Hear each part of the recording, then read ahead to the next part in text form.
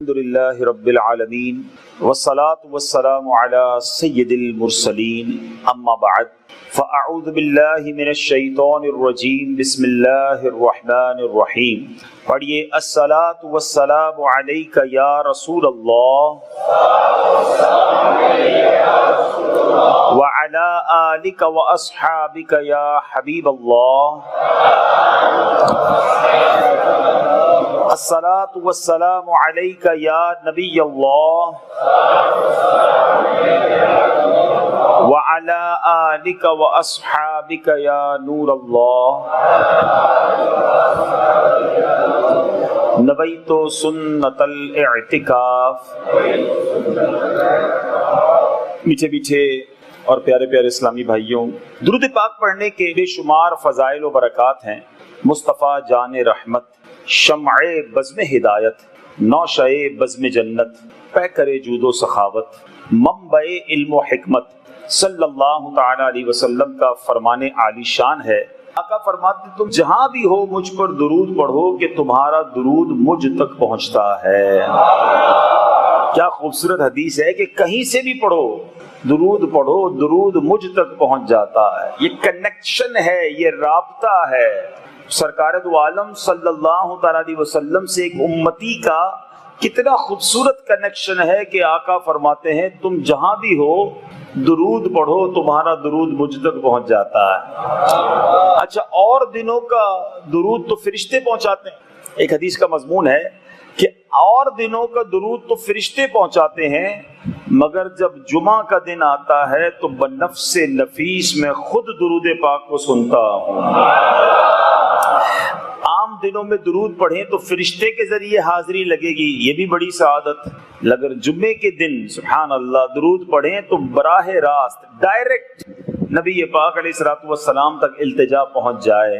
ایک امتی کے لیے اس سے بڑی سعادت کیا ہے کہ میری حاضری بارگاہ رسالت میں لگ جائے، میرا ذکر نبی پاک کے دربار میں ہو جائے.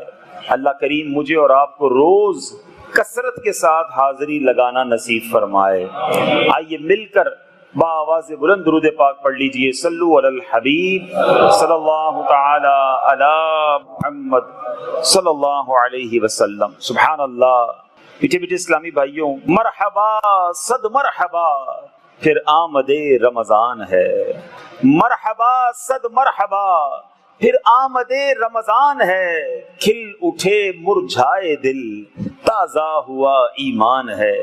ہم گناہ گاروں پہ یہ کتنا بڑا احسان ہے، ہم گناہ گاروں پہ یہ کتنا بڑا احسان ہے. یا خدا تو نے عطا پھر کر دیا رمضان ہے.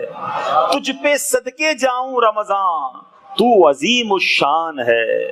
تجھ پہ صدقے جاؤں رمضان، تو عظیم الشان ہے. کہ خدا نے تجھ میں ہی نازل کیا قرآن ہے.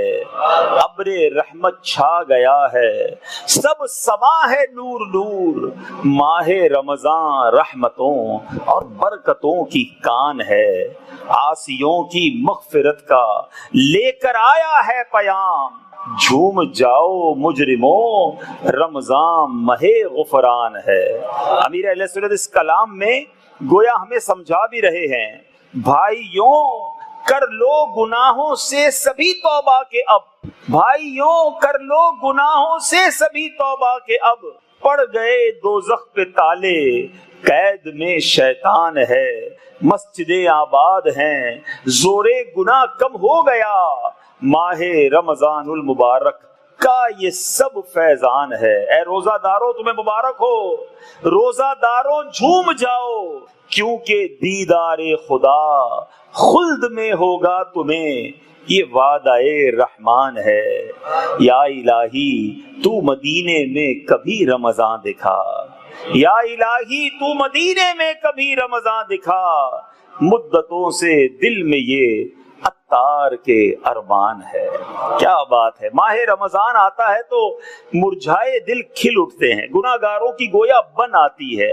اور کیوں خوشی نہ ہو کہ پیارے آقا صلی اللہ تعالی علیہ وسلم کا ایک یہی فرمان ہی کافی ہے کہ کونین کے والی صلی اللہ تعالی علیہ وسلم فرماتے ہیں اگر میری امت کو معلوم ہوتا کہ رمضان کیا ہے تو وہ تمنا کرتے کہ سارا سال ہی رمضان ہوتا، سارا سال رمضان ہوتا، یہ تمنا کرتے۔ رمضان کی یہ شاندار یوں سمجھیے برکت اور رحمت ہے۔ ماہ رمضان کا پہلا عشرہ عشرہ رحمت، دوسرا عشرہ عشرہ مغفرت، تیسرا عشرہ جہنم سے آزادی کا عشرہ، یعنی چھما چھم رحمتوں کی برسات شروع ہو جاتی ہے۔ امیر اہل سنت بانی دعوت اسلامی حضرت علامہ مولانا ابو بلال محمد الیاس عطار قادری، وہ مرد کلندر ہیں، اور کیسا رمضان کا انہیں شوق ہے، سارا سال ہی دعا کرتے ہیں اللہم بلغنا رمضان، اے اللہ ہمیں رمضان سے ملا دینا، ہمیں رمضان پھر عطا کرنا، اے اللہ صحت اور عافیت کے ساتھ۔ ہم بھی رب کریم سے دعا کرتے ہیں اے اللہ رمضان قریب آ گیا ہے، ہمیں صحت و عافیت کے ساتھ رمضان عطا کرنا، اے اللہ اس مہینے کی خوب برکتیں لوٹنے کی توفیق عطا فرمانا۔ آئیے مزید شوق رمضان، مزید رمضان کا ادب دل میں پیدا ہو۔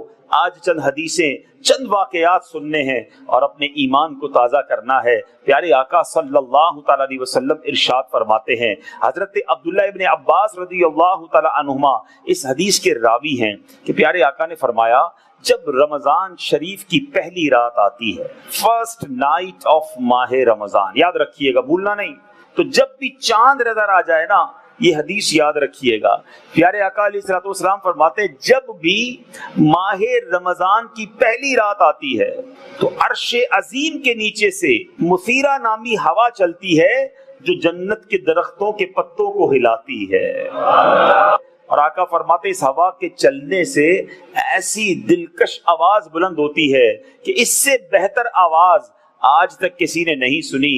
اس آواز کو سن کر بڑی بڑی آنکھوں والی حوریں ظاہر ہوتی ہیں، یہاں تک کہ جنت کے بلند محلوں میں کھڑی ہو جاتی ہیں اور کہتی ہیں ہے کوئی جو ہم کو اللہ تعالیٰ سے مانگ لے کہ ہمارا نکاح اس سے ہو۔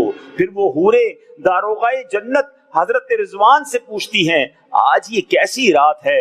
حضرت رضوان علیہ السلام جواباً لبیک کہتے ہیں، اور پھر کہتے ہیں یہ ماہ رمضان کی پہلی رات ہے، جنت کے دروازے امت محمدیہ صلی اللہ تعالی علیہ وسلم کے روزے داروں کے لیے کھول دیے گئے ہیں۔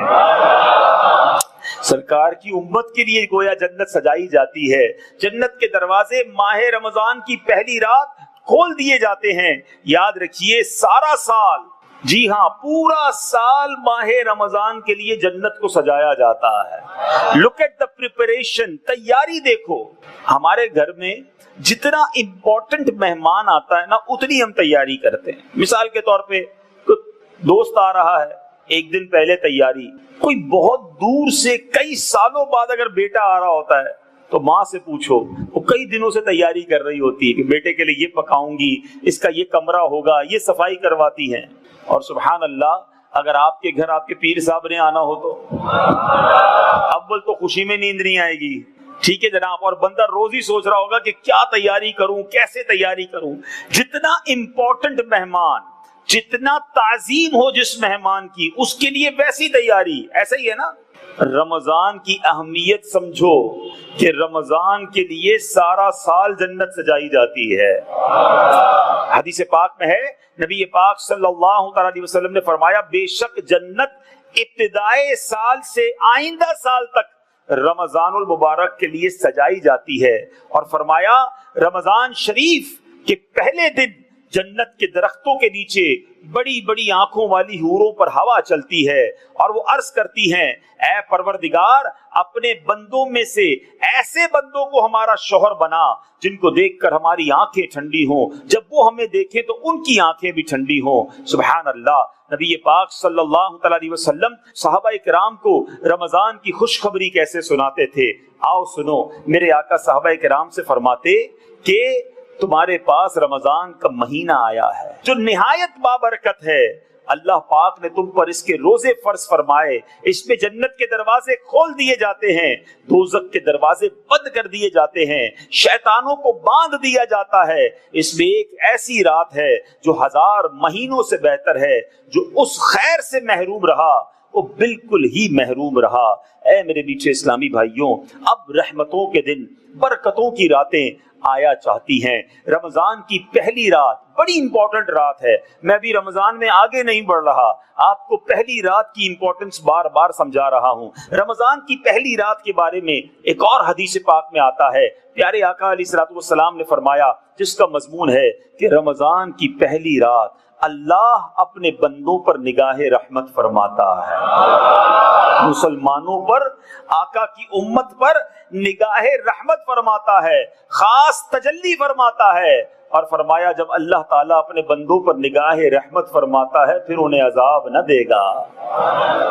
اب مجھے اور آپ کو سوچنا ہے کیا تیاری ہے، سوال ہے رمضان کی تیاری میں اور آپ کیا کر رہے ہیں؟ ایک سپر اسٹور تھا، اس کے بعد بہت ساری گاڑیاں لگی ہوئی تھی، میں نے کہا کمال ہے آج اتنا رش ہے، تو کسی نے کہا رمضان کی تیاری ہو رہی ہے۔ اچھا رمضان کی کیا تیاری ہو رہی ہے؟ وہ ذرا سموسے کے لیے سامان لے لیں، جوسز لے لیں، اچھا کیچپ لے لیں، تو فلاں سامان لے لیں۔ اچھا اسٹور والے بھی تیاریوں میں لگے ہوئے ہیں، بڑا اسٹاک جمع کر رہے ہیں۔ مطلب ایسی فیلنگ کیوں ہے کہ اچھا اسی طرح جتنے مٹھائی والے ہوں گے وہ بھی تیاری کر رہے ہوں گے، جتنے جناب سموسے والے اور نمکو والے ہوں گے وہ شاندار تیاری ہو رہی ہوگی۔ مجھے یہ سمجھ نہیں آتا کہ ماہ رمضان آ رہا ہے یا کوئی فوڈ فیسٹیول آ رہا ہے، کوئی کھانے پینے کا تہوار آ رہا ہے۔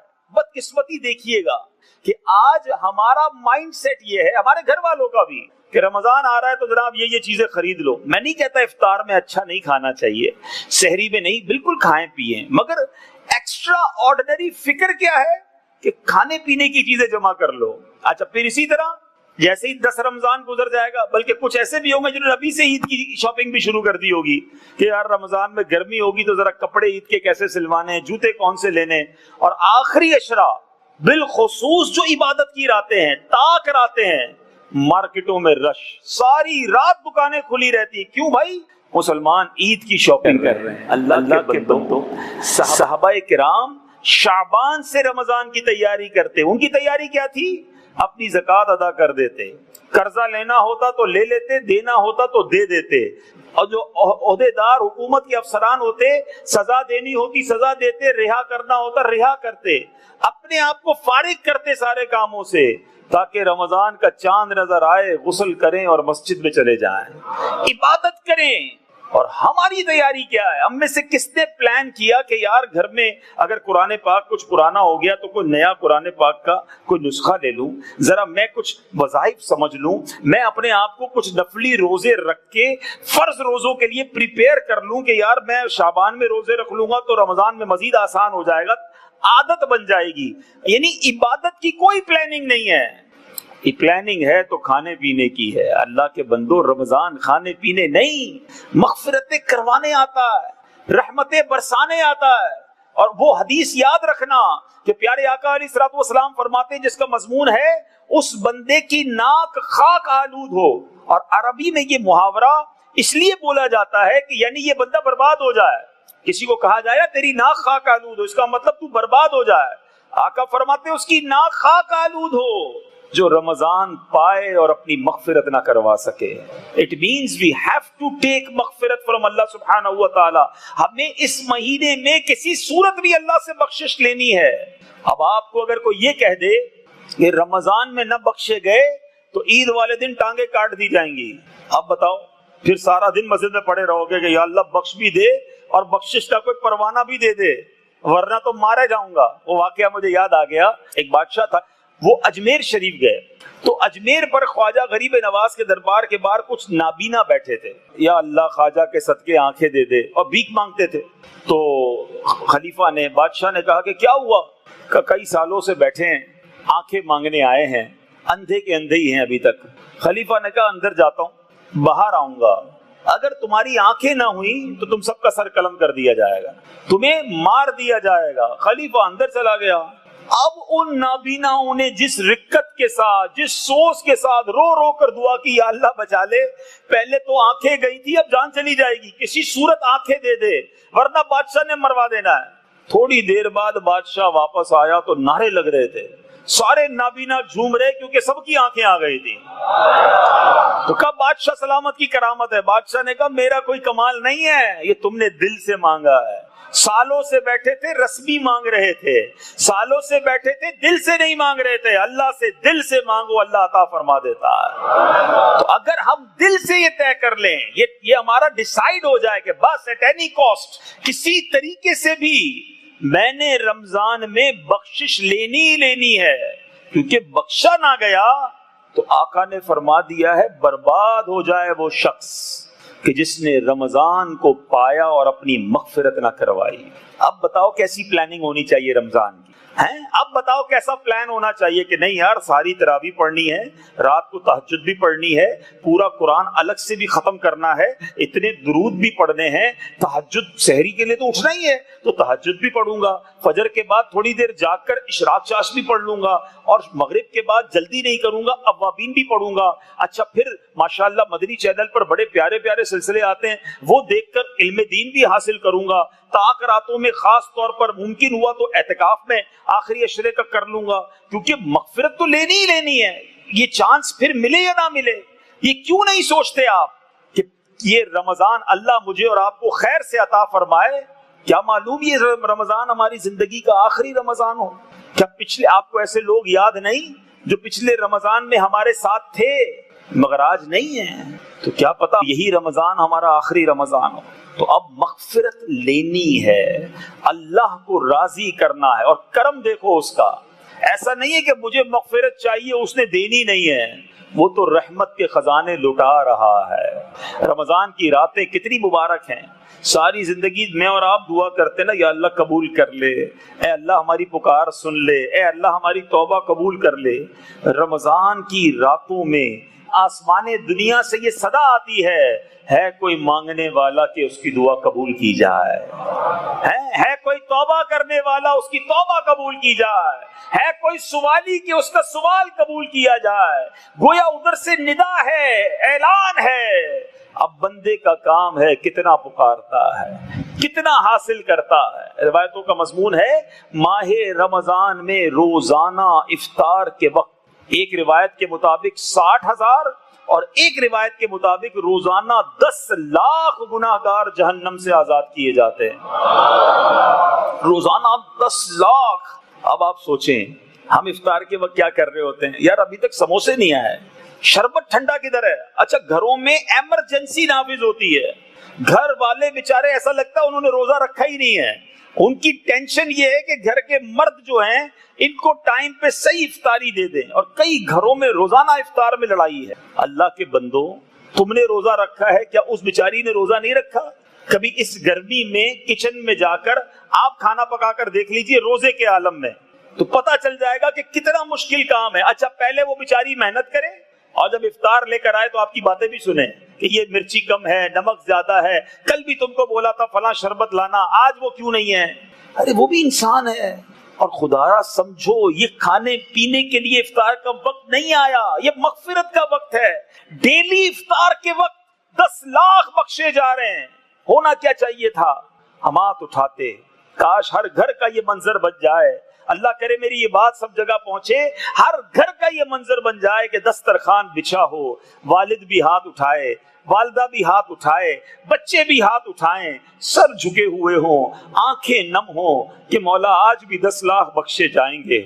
ان بخشے جانے والوں میں مالک ہمارا نام بھی لکھ دینا، ہمیں محروم نہ کیجیو، ہمارے گھر والوں کا نام لکھ دے۔ اے اللہ تیرے خزانے بڑے ہیں، یاد رکھنا زبان پیاسی ہو، حلق سوکھا ہو، بندہ روزے سے ہو، اس کی پکار سنی جاتی ہے۔ یہ مانگنے کا وقت ہوتا ہے، خدا را اپنی فکر مغفرت کی طرف لے جائیے۔ افطار تو ہو ہی جائے گا، کھانا تو کھا ہی لیں گے، لیکن کھانا بڑا اچھا کھایا اور آج بخشے جانے والوں میں نام نہ لکھا گیا۔ بتاؤ یہ محرومی نہیں ہے؟ اے کاش یہ ذہن بن جائے۔ اللہ سلامت رکھے دعوت اسلامی کو۔ کیا خوبصورت مدنی ماحول ہے۔ عالمی مدنی مرکز فیضان مدینہ میں کم و بیش 6,000 کے قریب ایک ماہ کے لیے اسلامی بھائی اعتکاف کرتے ہیں، اور دیگر ہزاروں اسلامی بھائی افطار کے وقت جب پہنچ جاتے ہیں کیا پیارا منظر ہوتا ہے۔ آہیں ہوتی ہیں، سسکیاں ہوتی ہیں، دعائیں ہوتی ہیں، التجائیں ہوتی ہیں، مناجات ہوتی ہے، اور جناب روتے روتے دعا کرنے کے بعد افطار ہوتا ہے، افطار بھی صرف پانی سے ہوتا ہے یا صرف کیلا وغیرہ کھا لیا جاتا ہے تاکہ نماز کے لیے طاقت آ جائے؟ ہمیں تو سموسے بھی کھانے ہیں، چاہے اس میں کچی پیاز کیوں نہ ہو، ہمیں کباب ضروری ہے، چاہے جناب اس سے منہ میں بدبو کیوں نہ ہو جائے، اور اس کے بعد ہم مسجد میں آتے ہیں۔ ایک مسئلہ یاد رکھیے گا، جب منہ میں بو ہو، آپ کے منہ میں جب اسمیل ہے بری، تو اب مسجد میں آنا ناجائز ہے، مسجد میں آنا ناجائز ہے۔ اچھا آپ کہیں نا مسجد میں کوئی نہیں تھا، اکیلا گیا، اکیلا بھی نہیں جائیں گے، کیونکہ منہ کی جو بیڈ اسمیل ہوتی ہے، بو ہوتی ہے، اس کو فرشتوں کو بھی اس سے تکلیف پہنچتی ہے۔ مگر آج کس کو پڑی ہے؟ بس کھانا ہے جتنا ہے سب کھا جاؤں گا، اس کے بعد بہت دوڑتے دوڑتے مسجد میں آ جاتے ہیں، نہ مسواک کی نہ پیسٹ کیا۔ تو بھائی آپ نماز پڑھ لیں، اس کے بعد جو کھانا ہے کھا لینا، لیکن جب بھی نماز کے لیے آئیں تلاوت قرآن کریں، اچھی طرح مسواک کریں، اچھی طرح منہ کو صاف کریں، پھر مسجد میں آئیں۔ تو بہرحال میٹھے اسلامی بھائیوں، سمجھانا یہ مقصود ہے، یہ مہینہ کھانے پینے شاپنگ کے لیے اور رات رات بھر جاگ رہے ہیں، بالکل شب بیداری کرنی ہے، لیکن اکثر کراچی، اکثر پاکستان کے لوگ شب بیداری کرتے ہیں، لیکن کیا کرتے ہیں؟ روڈ پہ کرکٹ کھیلتے ہیں، کیا کرتے ہیں؟ ایسی دوستوں میں گپ شپ کرتے ہیں، رات ٹائم پاس کر رہے ہیں۔ او اللہ کے بندو، رات اگر جاگنا ہے تو عبادت کے لیے جاگیں، ورنہ سو جائیں، تہجد کے لیے اٹھیے گا۔ فضول کاموں میں، اور خاص طور پہ جو روڈوں پہ کرکٹ کھیلتے ہیں، خدا کا خوف نہیں ہے، کتنوں کی نیند برباد کرتے ہیں، خود اپنے لیے بھی پریشانی کا باعث، دوسروں کے لیے بھی پریشانی کا باعث۔ ایک طرف تو عبادت نہیں کی، جو بیچارہ تھک کے سویا ہے، صبح ڈیوٹی پہ جانا ہے، وہ آپ کے شور سے جاگ رہا ہے۔ آپ سوچئے آپ کیا کر رہے ہیں، حقوق العباد برباد کر رہے ہیں۔ یہ راتیں گناہوں کے لیے نہیں، یہ دن اور رات عبادت کے لیے ہے۔ اچھا ایک اور بڑا بس پرابلم ہے، ایسا لگتا ہے روزہ رکھ کے کسی نے احسان کیا ہے۔ کیا کرتے ہو دن میں؟ بس یار وہ ویڈیو گیم کھیلتا رہتا ہوں، ٹائم پاس نہیں ہوتا نا روزے میں۔ موبائل میں ہر بندے کو موبائل مل گیا ہے، اب اسی میں گیم کھیلنی ہے، اسی میں جناب سوشل میڈیا۔ یہ بھی نہیں سوچ رہا کہ رمضان میں دیکھ کیا رہا ہوں۔ اچھا سوشل میڈیا سے تھکیں گے، پھر ٹی وی کا ریموٹ اٹھائیں گے، چلو دیکھیں جناب اب کس چینل پر کیا آ رہا ہے، چاہے بے پردہ عورت آ رہی ہے، چاہے میوزک آ رہا ہے، چاہے جناب گیم شو آ رہا ہے، سب دیکھنا ہے۔ اللہ کے بندو یاد رکھنا، جس چیز کا احترام شرف اللہ کی بارگاہ میں زیادہ ہے، ادھر گناہ کرنا بھی زیادہ سخت ہے۔ مکہ پاک کے بارے میں نہیں سنا آپ نے؟ حدود حرم میں، مکہ پاک میں ایک نیکی کریں تو کتنا ثواب ہے؟ 1,00,000 نیکیوں کا ثواب۔ لیکن وہاں کوئی ایک گناہ کرے تو گناہ بھی 1,00,000 ملتا ہے۔ رمضان میں نیکیوں کا ثواب ضرور بڑھ جاتا ہے، نفل کا ثواب فرض کے برابر، فرض کا ثواب 70 گنا۔ لیکن اگر اس میں کوئی گناہ کرے گا نا، تو یہ گناہ اس کے لیے بہت شدید عذاب کا باعث بن جائے گا۔ اب بتاؤ، پتہ چلا رمضان آیا بخشش کروانے تھا، پرابلم پتہ ہی کیا ہے؟ میں جو پریپریشن کی تیاری کی بات کر رہا ہوں، جھوٹ بولنے کی تو عادت ہے، گالیاں دینے کی عادت ہے، لڑائی جھگڑے کا تو شوق ہے، فلمیں دیکھے بغیر نیند نہیں آتی، میوزک نہ سنے تو چین نہیں آتا۔ تو اب یہ جس کی بری عادتیں ہیں، تو ایسا تو ہے نہیں کہ چاند رمضان کا نظر آیا اور ہماری عادتوں کا بٹن آف ہو گیا، عادتیں تو ساتھ ہی تھی۔ اب رمضان میں 100% نہیں تو 50% عمل ہو رہا ہوتا ہے۔ حرام جہنم میں لے جانے والا کام، یاد رکھیے گا، یہ مہینہ گناہ کرنے کے لیے نہیں آیا۔ مولا علی کرم اللہ تعالی وجہ الکریم ایک بار ایک قبرستان کے قریب سے گزرے۔ جب آپ قبرستان کے پاس سے گزرے تو آپ نے قبر سے رونے کی، چلانے کی آواز سنی۔ آپ نے کہا یا اللہ میں اس قبر کے حالات دیکھنا چاہتا ہوں۔ تو جب قبر کے حالات دکھائے گئے آپ کو، تو مردہ آگ میں جل رہا تھا، اور آپ سے عرض کرتا یا علی انا غریق فی النار وحریق فی النار، اے علی میں آگ میں جل رہا ہوں، بچائیے۔ مولا علی شیر خدا ہاتھ اٹھاتے ہیں، یا اللہ اس بندے کو بخش دے۔ پتہ جواب کیا آتا ہے؟ غیب سے ندا آتی، اے علی آپ اس کی سفارش نہ کریں، اس بندے کی سفارش نہ کریں۔ سفارش کرنے والا کون؟ امیر المومنین خلیفۃ المسلمین علی المرتضی شیر خدا۔ مگر رپلائی میں کہا جاتا ہے اب اس بندے کی سفارش نہ کریں۔ عرض کی مولا ایسا کیا کیا اس نے؟ ارشاد فرمایا اے علی یہ بندہ رمضان میں دن میں تو روزے رکھتا تھا، مگر رات گناہوں سے باز نہیں آتا تھا۔ اے راتوں میں فلمیں دیکھنے والوں، رمضان کی راتوں میں کرکٹ کھیل کر لوگوں کو تکلیف پہنچانے والوں، رمضان کی رات میں تاش پتے جوا کھیلنے والوں، رمضان کی رات میں اللہ کی نافرمانی والے کام کرنے والوں، سنو جہنم کی آگ میں جل رہا ہے۔ روزے رکھتا تھا، لوگ کہتے ہیں روزے تو رکھتا ہوں بھائی، اس کا مطلب یہ تھوڑی ہے کہ آپ روزے رکھ کے گناہ کرتے رہیں، یہ مہینہ گناہوں کے لیے نہیں ہے۔ اچھا اب اور سمجھدار آدمی میری بات سمجھیں گے، جو روزہ ہی نہیں رکھتا اس کا کیا بنے گا؟ یہ تو روزہ دار تھا جس کو عذاب ہو رہا ہے، آج دھڑلے سے لوگ روزہ چھوڑ رہے ہیں، کہتے یار بڑی گرمی ہے، میں محنت مزدوری کرتا ہوں، جاب کروں یا روزہ رکھوں؟ مجھے ایک بات بتائیے، سب مل کے جواب دیجیے گا، رزق دینے والا کون ہے؟ رزق دینے والا کون ہے؟ جب رزق دینے والا اللہ ہے اور آپ سمجھتے ہو روزہ رکھ کر نوکری کروں گا اور نوکری کے گھنٹے کم کر دوں گا تو پھر پیسے کم ہو جائیں گے، اب اللہ کے لیے اگر اپنے کاروبار اور نوکری کو کم وقت دیں گے اور روزہ رکھیں گے، اللہ تھوڑے پیسوں میں آپ کو برکت عطا فرما دے گا، آپ کی روزی میں قناعت، برکت، سکون دے دے گا۔ اب مثال کے طور پہ آپ کی 20,000 روپے تنخواہ ہے، مثال دیتا ہوں، آپ نے کہا نہیں جناب اگر روزے میں 2 گھنٹے کم کروں گا تو پھر 15,000 ملیں گے، 5,000 کا نقصان ہو جائے گا، روزہ چھوڑ دیا، معاذ اللہ۔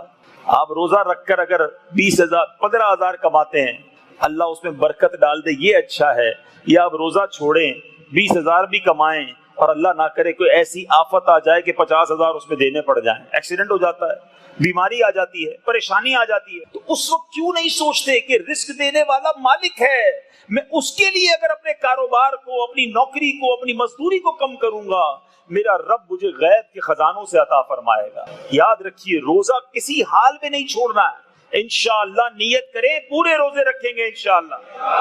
اور روزے کے فضائل تو سنو یار، ایمان تازہ ہو جاتا ہے۔ نبی پاک صلی اللہ علیہ وسلم فرماتے ہیں کہ روزہ اللہ کی بارگاہ میں عرض کرے گا، پہلے آقا فرماتے ہیں روزہ اور قرآن بندے کے لیے قیامت کے دن شفاعت کریں گے۔ روزہ عرض کرے گا اے اللہ میں اسے کھانے پینے اور خواہشوں سے دن میں روک دیا، میری شفاعت اس کے حق میں قبول فرما لے۔ قرآن کہے گا میں نے اسے رات میں سونے سے باز رکھا، میری شفاعت اس کے حق میں قبول فرما لے، بس دونوں کی شفاعتیں قبول کی جائیں گی۔ مگر روزہ رکھا ہوگا تو روزہ شفاعت کرے گا نا کہ یا اللہ یہ بھوکا رہا تھا، اللہ اللہ، اور جو قرآن پڑھتے ہیں، تراویح پڑھتے ہیں، مبارک ہو کہ قرآن قیامت کے دن اللہ کی بارگاہ میں کہے گا مولا رات یہ تراویح پڑھتا تھا، یہ قرآن پڑھتا تھا، آرام سے میں نے اسے روکا، ان دونوں کی شفاعت قبول ہوگی۔ مولا علی کرم اللہ تعالی وجہ الکریم فرماتے ہیں سنو، اگر اللہ تعالیٰ کو اس امت محمدیہ پر عذاب کرنا مقصود ہوتا، اللہ چاہتا کہ اس امت پر عذاب کرنا ہے تو انہیں رمضان اور سورہ اخلاص عطا نہ کرتا۔ قل هو اللہ احد جو سورت ہے نا، فرمایا یہ 2 چیزیں دی اسی لیے ہیں کہ عذاب نہیں کرنا، اس کو تھام لو تم پر عذاب نہیں ہونا۔ لیکن رمضان میں بھی لوگ گناہ کرتے ہیں، رمضان میں بھی اللہ کو ناراض کرتے ہیں۔ میرے میٹھے اسلامی بھائیوں ذرا سمجھیے گا ایک بات، روزے کی پہلے میں جزا بتا دوں تاکہ مزید آپ کا ایمان تازہ ہو جائے، اس کے بعد میں انشاءاللہ ایک لاجیکلی خوبصورت مثال کے ذریعے کچھ باتیں آپ سے کرنی ہے۔ اللہ تبارک و تعالی کتنا اجر دیتا ہے روزہ دار کو۔ اے وہ اسلامی بھائیوں جو روزے کے بارے میں ڈبل مائنڈڈ رہتے ہو نا، آج پکی سچی نیت کرنی ہے۔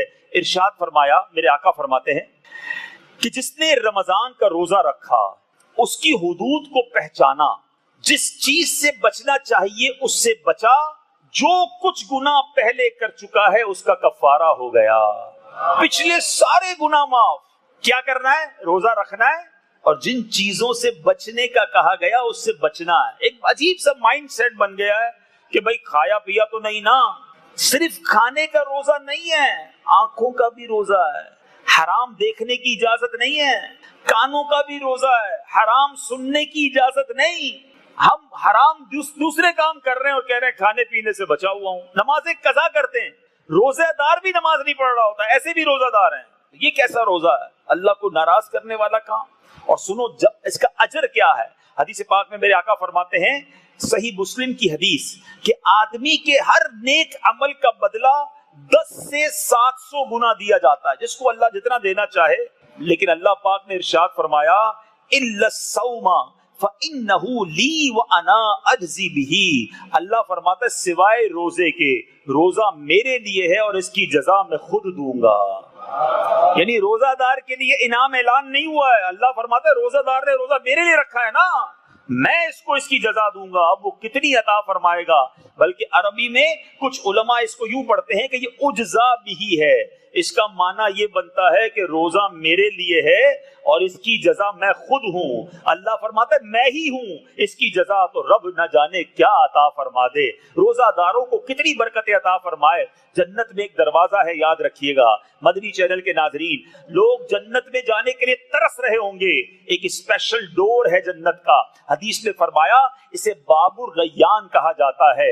روزہ داروں کے لیے وہ دروازہ ہے. یہ دروازہ کھلے گا, اعلان ہوگا کدھر ہے روزہ رکھنے والے, آ جاؤ اور اس دروازے سے جنت میں داخل ہو جاؤ. حدیث کے الفاظ ہیں اس دروازے سے فقط روزہ دار داخل ہوں گے. جب داخل ہو جائیں گے وہ دروازہ بند کر دیا جائے گا, کسی اور کو داخلہ نہیں ملے گا. اللہ اکبر, ایسا انتظام ہے روزہ داروں کے لیے. ایک اور روایت سبحان اللہ جب میں نے پڑھی تو ایمان تازہ ہو گیا. حضرت عبداللہ ابن عباس فرماتے ہیں کہ مالک جنت ساقی کوثر محبوب رب اکبر محبوب رب داور صلی اللہ تعالی علیہ وسلم کا فرمان پر اثر ہے.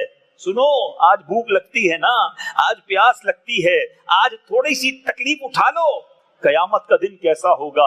آج گرمی کے دن ہے, گرمی لگتی ہے مگر سایہ بھی ہے, پنکھا بھی ہے. جن کو اللہ نے نوازا ان کے پاس اے سی بھی ہے. قیامت کے دن سایہ نہیں ہوگا, سورج 1.25 میل پر ہوگا, گرمی کا عالم ہوگا. اس دن سنو روزہ داروں کو کیا ملتا ہے. اللہ کے حبیب فرماتے ہیں قیامت والے دن روزہ داروں کے لیے ایک سونے کا دسترخوان لگایا جائے گا. حالانکہ لوگ حساب کتاب کے منتظر ہوں گے, عوام باقی لوگ حساب کے منتظر پریشان ہوں گے, اور روزہ داروں کے لیے سونے کا دسترخوان لگا ہوگا. مولا کائنات علی المرتضیٰ شیر خدا کرم اللہ تعالی وجہ کریم روایت کرتے ہیں کہ پیارے آقا علیہ الصلوۃ والسلام نے فرمایا جس کو روزے نے کھانے پینے سے روک دیا, جس کی اسے خواہش تھی, تو اللہ تعالیٰ اسے جنتی پھلوں میں سے کھلائے گا اور جنتی شراب سے سیراب کرے گا. ارے ادھر جنتی شراب جنتی شربت پیئیں گے, ادھر پھل فروٹ کھائیں گے, وہ جنتی ہوں گے. ادھر دعائیں کر لو, ادھر التجائیں کر لو, ادھر پکے روزے رکھ لو. تو اے میرے اسلامی بھائیوں, آج پکی سچی نیت کرنی ہے. رمضان میں غفلت اور سستی اور گناہ نہیں. انشاءاللہ یہ رمضان ہماری زندگی کا یادگار رمضان ہوگا. ہم انشاءاللہ پورے روزے رکھیں گے, پوری تراویح پڑھیں گے, گناہ سے بھرپور طریقے سے بچیں گے. اگر چینل دیکھنا ہے تو صرف مدنی چینل دیکھیں گے. اچھا, اب اس میں ایک بڑی لاجیکل بات ہے, بڑی عقلی بات میں نے کرنی ہے. بیان کو اختتام کی طرف لا رہا ہوں کہ روزہ دار اتنے سارے اسلام بھائی بیٹھے ہیں, بلکہ دنیا میں اگر مجھے کہیں اور بھی آپ سن رہے ہیں, ایک سوال کرنا چاہتا ہوں. آپ اکیلے کمرے میں ہو, عصر کا ٹائم ہو چکا ہو اور پیاس شدید لگی ہوئی ہو, کیونکہ واقعی لگتی ہے پیاس, کوئی بھی نہیں دیکھ رہا, فریج سامنے ہے, فریج کے اندر ٹھنڈا پانی پڑا ہوا ہے, شربت بھی ہے, فروٹ بھی کٹا ہوا افطار کے لیے گھر والوں نے تیار رکھا. کوئی پوری دنیا میں ایسا مسلمان ہوتا ہے جس نے واقعی روزہ رکھا ہو, وہ دیکھے یار کوئی نہیں دیکھ رہا, فریج کھول کر پانی پی لے. کرتا ہے کوئی ایسا آپ میں سے کوئی؟ کبھی نہیں. چلو شربت پی لے, نہیں نا. ہم بچے بھی نہیں کرتے ہیں, چھوٹے بچے جو روزہ رکھتے ہیں نا ان کو بھی کہہ دو نا پانی پی لو, کہ نہیں ابھی افطار کا ٹائم نہیں ہوا ہے. اور یہ ماشاءاللہ ہر مسلمان کا ذہن ہوتا ہے. دنیا میں نے تو نہیں دیکھا کہ کوئی مسلمان روزہ بھی رکھے اور جب کوئی نہ دیکھ رہا ہو تو چھپ کر تھوڑا سا کھا لے کہ یار کوئی نہیں دیکھ رہا. نہیں کرتے نا ایسا. کیوں؟ وجہ کوئی نہیں دیکھ رہا, پھر کیوں نہیں کھاتے ہو؟ تو آپ کہیں گے اللہ دیکھ رہا ہے. کیا کہو گے؟ ذرا مل کر بولو. کیوں نہیں کھاتے؟ اللہ دیکھ رہا ہے. چلیں, بڑا خوبصورت جواب دیا آپ نے. اب میری بات غور سے سنیے گا. یہی پانی, یہی شربت جب روزے کا وقت شروع نہیں ہوا تھا, سحری کا وقت ختم نہیں ہوا تھا, تو پینا حلال تھا کہ نہیں تھا؟ حلال تھا. افطار کا ٹائم ہو گیا, اب پینا حلال ہے کہ نہیں؟ حلال ہے. سحری کا وقت ختم ہونے سے پہلے بھی حلال, افطار ہونے کے بعد بھی حلال. سوال یہ ہے کہ جب روزہ رکھ لیا آپ نے, جو چیز حلال پہلے تھی آپ اس سے بھی رک گئے. کیوں رک گئے؟ اللہ کیوں رک گئے بھائی؟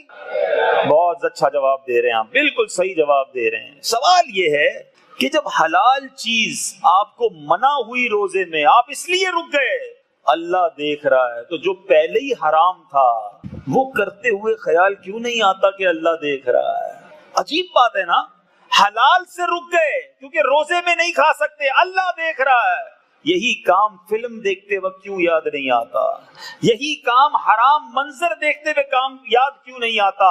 موبائل پر جب کوئی نہیں دیکھ رہا، دروازہ بند ہے، ہیڈ فون لگا ہوا ہے، بندہ دیکھی جا رہا ہے، سنی جا رہا ہے، پتہ ہے حرام ہے، اس وقت کیوں خیال نہیں آتا اللہ دیکھ رہا ہے؟ جو بدکاریاں کرتے ہیں، بے حیائیاں کرتے ہیں، نامحرم لڑکیوں سے دوستیاں کرتے ہیں، باہر جا کر عیاشیاں کرتے ہیں، ارے تم اکیلے میں سب یہ کر رہے ہو، تمہیں پتہ ہے یہ حرام ہے، اس وقت خیال کیوں نہیں آتا اللہ دیکھ رہا ہے؟ شراب پینے والا سوچے کیا اسے اللہ نہیں دیکھ رہا؟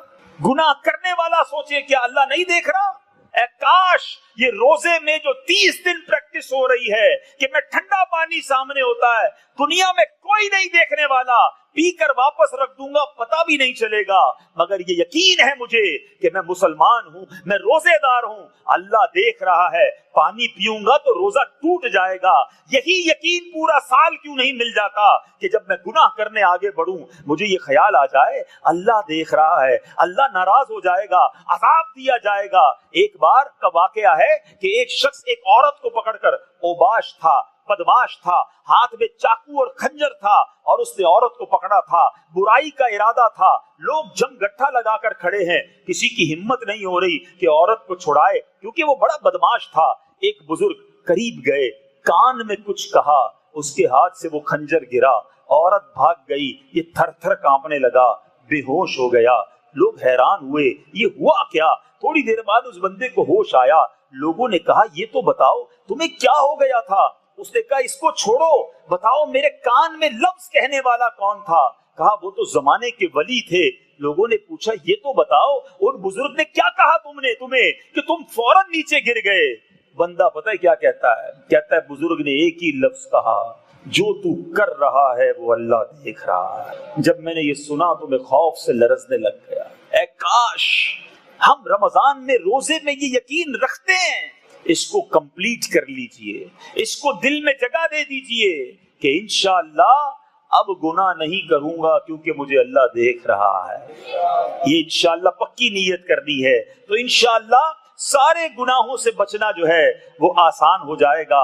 اب میرے بیٹے اسلامی بھائیوں، آخری بات وہ یہ ہے کہ رمضان میں ایک رات ہے جو 1000 مہینوں سے بہتر ہے۔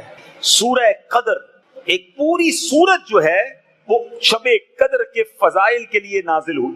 کتنی اہمیت ہے اس رات کی؟ 1000 مہینوں کا مطلب سمجھتے؟ 83 سال سے زیادہ، 83 ایئرز اور 4 مہینے غالباً بنتے ہیں۔ 83 سال 4 ماہ کی عبادت کا ثواب ملتا ہے، اور بلکہ اس سے زیادہ ثواب ملتا ہے جو شب قدر میں عبادت کر لے۔ شب قدر کب ہے؟ حدیثوں کا مضمون ہے 21ویں، 23ویں، 25ویں، 27ویں یا 29ویں۔ رمضان کی آخری 5 تاک راتوں میں سے ایک رات کوئی بھی شب قدر ہے تو سبحان اللہ خوش نصیب ہیں جو آخری عشرے کا اعتکاف کر لیتے ہیں۔ اعتکاف جو ہے نا اس کی اصل مقصود بھی یہی ہے کہ شب قدر کو پانا ہے۔ اللہ کے گھر میں رہیں گے تو انشاءاللہ شب قدر مل ہی جانی ہے۔ دعوت اسلامی کے ماشاءاللہ طریقہ کار کے مطابق 1 ماہ کا اعتکاف بھی عالمی مدنی مرکز فیضان مدینہ میں ہوتا ہے، اور پھر پورے کراچی بلکہ پورے پاکستان میں آخری عشرے کا اعتکاف ہوتا ہے۔ تو نیت کریں کہ انشاءاللہ ماہ رمضان میں اعتکاف بھی کریں گے۔ اللہ تعالی ہم سب کو ماہ رمضان کی برکتیں عطا فرمائے۔ اس مہینے میں خوب صدقہ و خیرات کی، اپنی زکوٰۃ ادا کیجئے، اپنے صدقات دیجئے۔ یہ مہینہ اللہ کی راہ میں خرچ کرنے کا مہینہ ہے۔ نبی پاک علیہ الصلوۃ والسلام کے بارے میں آتا ہے کہ آقا اس مہینے میں اتنی سخاوت فرماتے تھے، آپ کا دریائے سخاوت ایسے چلتا تھا جیسے تیز آندھی چلتی ہے، جو سائل آتا اسے عطا فرماتے۔ جتنا ہو سکے صدقہ خیرات کریں۔